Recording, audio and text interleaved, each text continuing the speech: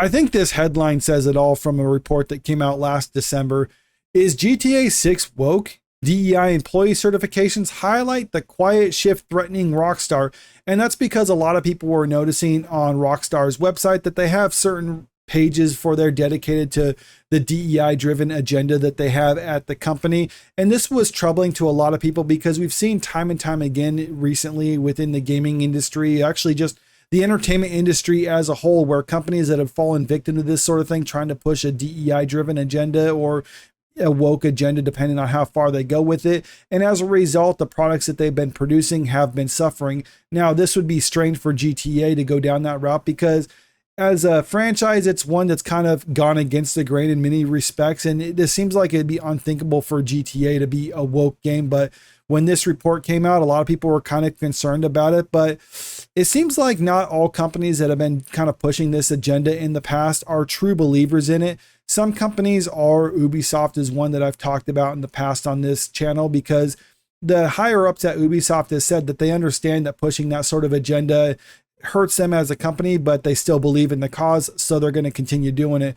Other companies aren't necessarily as devout to it as some. Many companies are just doing it because they think that's the new trendy thing, and they think that's going to make us money if we push this sort of agenda or have this sort of representation in our products. So we're going to continue to do that. But now it's become evidently clear that no, whenever you do this sort of thing, or at least more times than not, your products suffer and your sales suffer as a result of it. So some companies have been kind of doing a 180 and decided to abandon that, because now for people who are concerned about the upcoming GTA 6, maybe they have less reason to be concerned if they don't want it to be a woke game, because we're getting this report coming out now. Take-Two removed praise for its LGBTQ efforts from its annual report, scrubs diversity references. And Take-Two, for people who don't know, is the studio itself that's producing GTA 6 underneath Rockstar.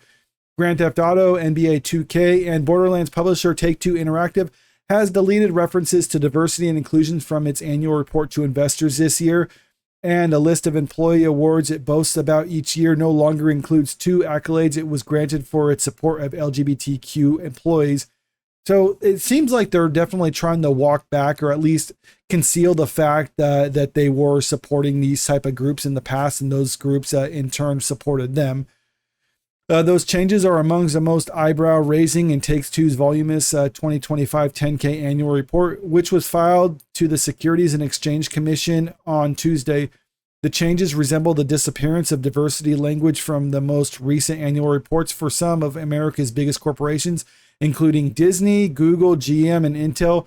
Those firms deleted or softened their DEI language from their big corporate filings, according to a report from NPR in February. Disney is a good example of all this, because I did a video talking about it recently when it comes to their product, because in the upcoming X-Men movie, we're getting reports that Marvel Studios president Kevin Feige wants to push more of a political agenda with the X-Men movie.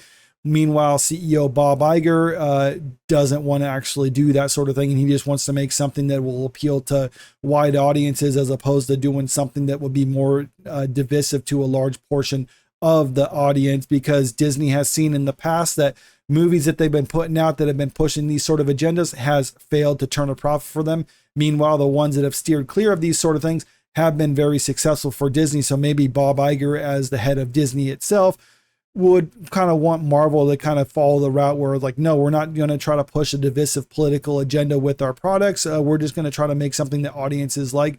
Whereas Kevin Feige is still stuck in his old ways, where no, he wants to continue doing this sort of thing. I made a video several days ago talking about this particular story, so you can check that out if you want to know more details about it. But let's get back to this one, talking about Grand Theft Auto.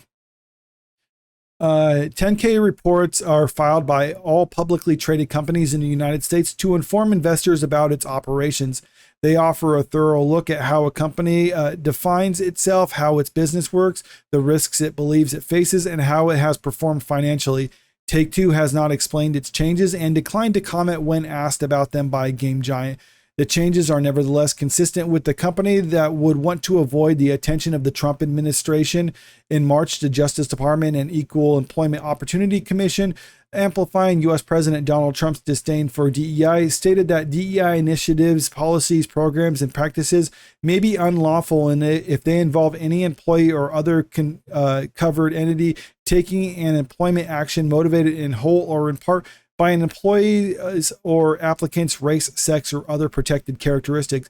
Now, this shouldn't need to be said, but just think about that for a second, because that's what a lot of these DEI programs ultimately do at companies. They basically hire people depending on their race, ethnicity, sex, whatever you have there, because you might not think that's what it is, but that's ultimately what it is. Because let's say if you have two applicants for a job, you have a white person and a black person. According to the company's DEI program, they're like, we need more black people on this at this company, so we can't hire this person, even if they might actually hypothetically not be as qualified. They have to hire the black person over the white person, which is discriminated against the white person based off of their race. So that's why they're saying like, oh no, it's actually illegal for companies to do this sort of thing. So it's because of that, even if companies don't necessarily understand that it's bad for them to push these sort of agendas, it's becoming clear. It's like, no, this might actually be illegal. And while the government may not have actually looked into it in the past or prosecuted such cases, there's a new sheriff in town and they're going to actually prosecute companies for discriminating against people based off of their race. So some companies are, even if they're not necessarily walking back the company culture, they're walking back its practices, because even if it is detrimental to them as a company, if that's not what they care about, it's still very much illegal. The previously mentioned Ubisoft, how they said they're still going to continue to do that sort of thing. They're not a US based company, so they don't have to necessarily follow those type of guidelines. But Take-Two, they're kind of restricted to follow what the actual law says. So if the law says you can't discriminate against people based off of race, they're going to have to stop doing it, or at least not be as public about it. A switch to the diversity of thought and no more LGBTQ awards. In Take-Two's 2024 10K report to investors, it began a section titled Diversity, Equity, and Inclusion with the sentence, "We firmly believe that diverse teams are more valuable and effective, and that diversity is key to our success." In the 2025 version, that section has been relabeled as Community and Engagement, and the opening line now states, "We firmly believe that diversity and of thought drives the innovation that is integral to our success."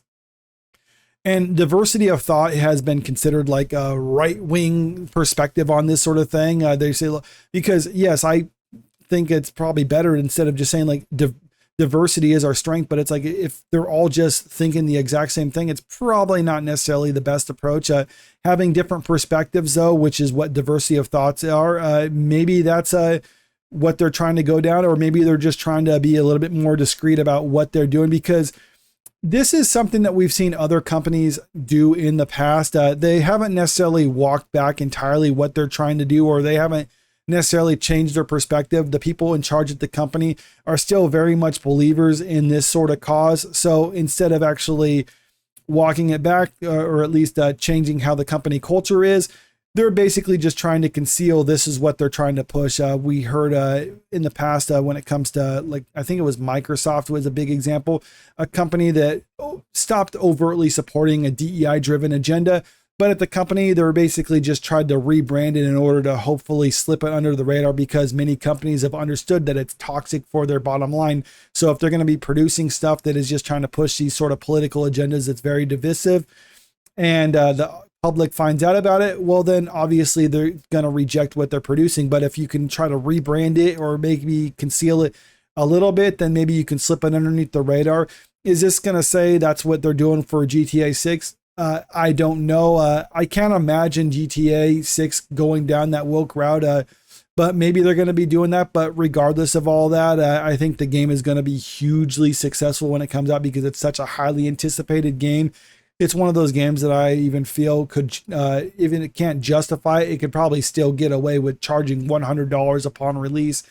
But if it does come out that the game is released and that they're pushing a hardcore agenda like that, I think the game would still be successful, but I don't think it would be nearly as successful as what it ultimately could be when you compare it to what GTA 5 came up with. But maybe I can be wrong about that, or maybe the game is not having any agenda in it whatsoever. At least they're trying to make it a little bit more toned down so it's not as overt about it. And if they're making it so inconspicuous where you might not even notice it, then I wouldn't even necessarily call that a woke game. A woke game, at least for me, is one where your agenda and your own ideology gets in the way of producing something of quality. If you have your messaging in it, but you still were able to make something of quality and the messaging doesn't get in the way with it, then I really don't have as much of a problem with that. But let me know what you think about it in the comment section below, because you might disagree with me, you might agree with me. So I'm curious what other people have to say. And also, if you haven't already, make sure you click that subscribe button if you want to stay up to date with the latest entertainment news. And don't forget to click that like button and share this video out there, because it really helps out with the channel. Thank you.